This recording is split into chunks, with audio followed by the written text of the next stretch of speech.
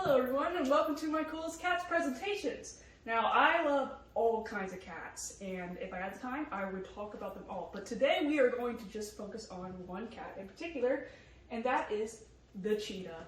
Now these guys are one of my all-time favorites. They are built for speed, they're very good parents, like unbelievably good.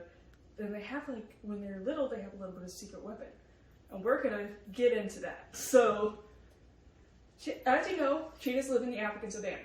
The savanna, it doesn't have many trees. So these cats in particular have to rely on other ways to survive. They can't run up a tree like your normal domestic cats. Now these guys are carnivores, so that means they eat meat. So a lot of times they eat prey, such as like antelopes or gazelles. So somewhat smaller prey, but believe it or not, I was surprised myself when I learned this, that cheetahs, they can weigh up to around the average size of a grown woman. At the most. Like most of the time it's like 70, I would say 70, 90 pounds is the average size for a cheetah. They can live about 8 to 10 years in the wild. Now in captivity that's a little different because they have a continuous form of food resources and they do not have to worry about predators. Cheetah paws are very interesting in my thoughts. They are not like the normal cat paws that are retractable. For instance, these guys have more paws that are more like dogs. And the reason why is they need a lot of traction to get up to the amount of speeds they can go to.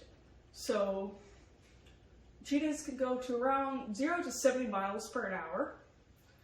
And in doing so, they need a lot of traction to thrust themselves off the ground and start booking it. So they need those type of claws to help kind of keep them both balanced in place and also help push them around. Which is why retracted claws would not be very helpful. You know, having that retracted would be a problem. Another thing that's really cool about cheetahs is honestly their tail. Like, if you notice closely, his tail goes up, down, left, right. And it's to keep him on balance. And here's another better picture of the cheetah's claws, so you can see them. This is how fast your cat can go. Your cat can go from 0 to 30 miles an hour, and here we can go from 0 to 15. We are slow. These guys can go 0 to 70. What's also really interesting about this, and it definitely inspired football players, was these black markings underneath the cat's eyes. These black markings help absorb sunlight and reduce glare. And it's very important, especially to cheetahs, because they can't really rely a lot on strength when it comes to a predator coming around, such like a lion. They have to rely on their speed and agility, being able to spot them from a distance. These guys are also very good parents.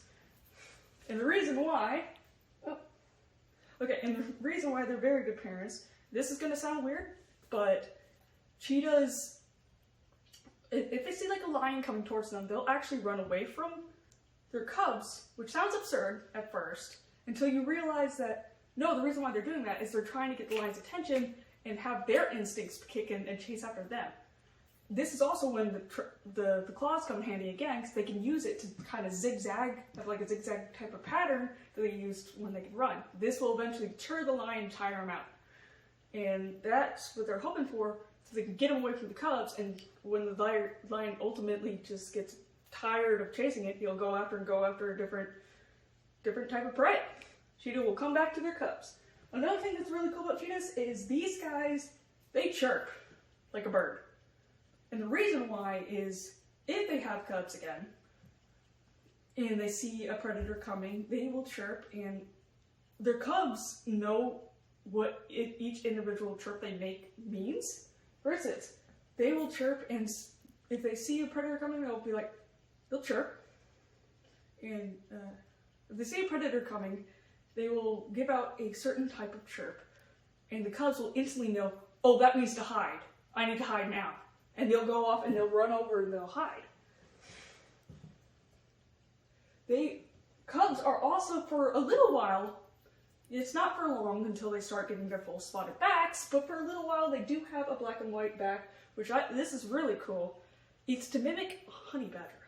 And honey badgers are known to be very intimidating in the African experiment. These guys are so intimidating that they can make a lion stand down just by standing up to them. So having your baby cubs look like a honey badger, no one wants to mess with it. And lastly, I have a pop quiz for you guys. Which of these cats purr? Yes. The one in the lower left. This one? Yeah. Yes. Which Right. other ones? The one in the top. Yeah, right above it. Mm-hmm. And maybe the one in the top left. Top left? Yes. There's a couple more. Oh, I blew it. It's actually the lynx, the domestic cat, a cheetah, the palace cat, and the serval. They all purr.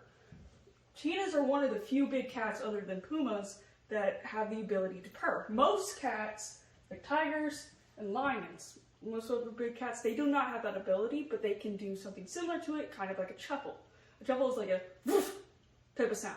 It makes them, so it simulates kind of when they're happy. That concludes our presentation about cheetahs for the day. If you have any questions, I'd be more than happy to answer them. Anybody have any questions? No? Alrighty. You have a lovely day.